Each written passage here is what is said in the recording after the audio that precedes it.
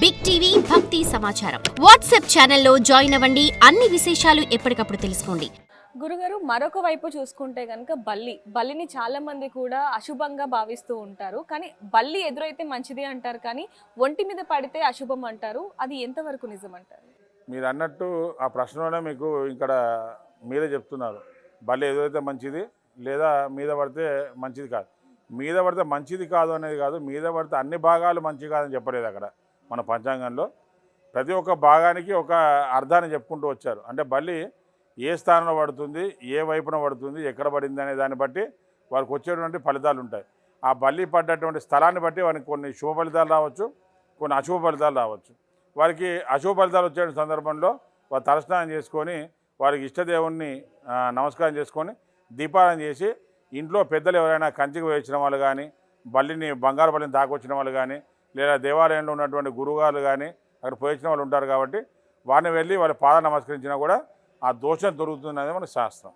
గురుగారు, బల్లి నెత్తి మీద పడితే గనక మరణం సంభవిస్తుంది అంటూ ఉంటారు. అది అంటే బల్లి నెత్తిన పడితే మరణం అని చెప్పలేం, కానీ కలహం అని చెప్పవచ్చు.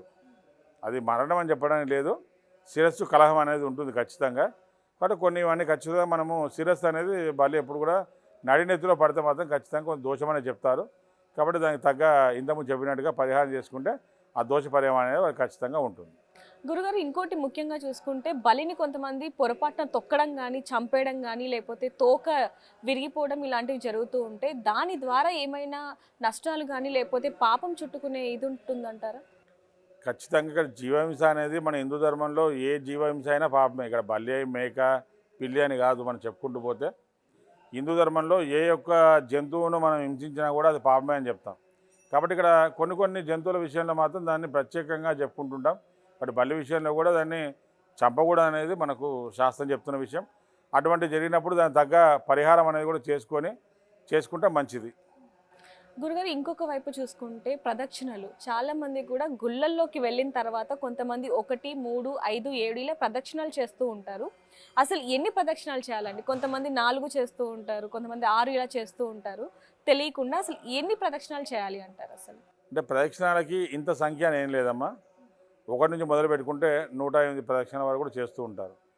ఈ ప్రతి ఒక్క ప్రదక్షిణ అంటే వారి దేవాలయాల్లో ఉన్నటువంటి విగ్రహాలను బట్టి, అమ్మవారి విగ్రహాలకైతే ఒక తీరుగా, స్వామివారి విగ్రహాలైతే ఒక తీరుగా, శివాలయంలో అయితే ఒక తీరుగా, గణపతికి అయితే ఒక తీరుగా, నవగ్రహాలకైతే నవగ్రహాల యొక్క సంఖ్యను బట్టి ఒక తీరుగా, ఈ విధంగా ప్రదక్షిణాలకి 1, 3, 5, 9 అనేది మనము బేస్ సంఖ్యగా చూస్తాము. ఆ సంఖ్యలు అనేవి మనం ఎక్కువ వాడుతూ ఉంటాం. కాబట్టి 1, 3, 5, 9 అనేటువంటి తొందరగా మనం చెప్పుకుంటూ పోతుంటాం. కానీ ప్రదక్షిణాలకి ఎప్పుడు కూడా మరి వెంకటేశ్వర స్వామి దేవాలయం తీసుకుంటే 4 ప్రదక్షిణాలు చేస్తాం.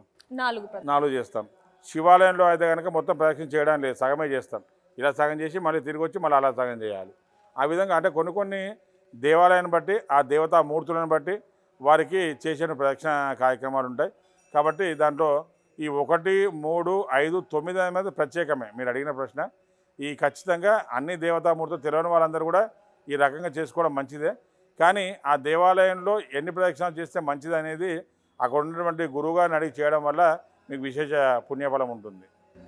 గురుగారు, ఎన్నో విషయాలకి చాలా చక్కగా వివరించారు. ధన్యవాదాలు.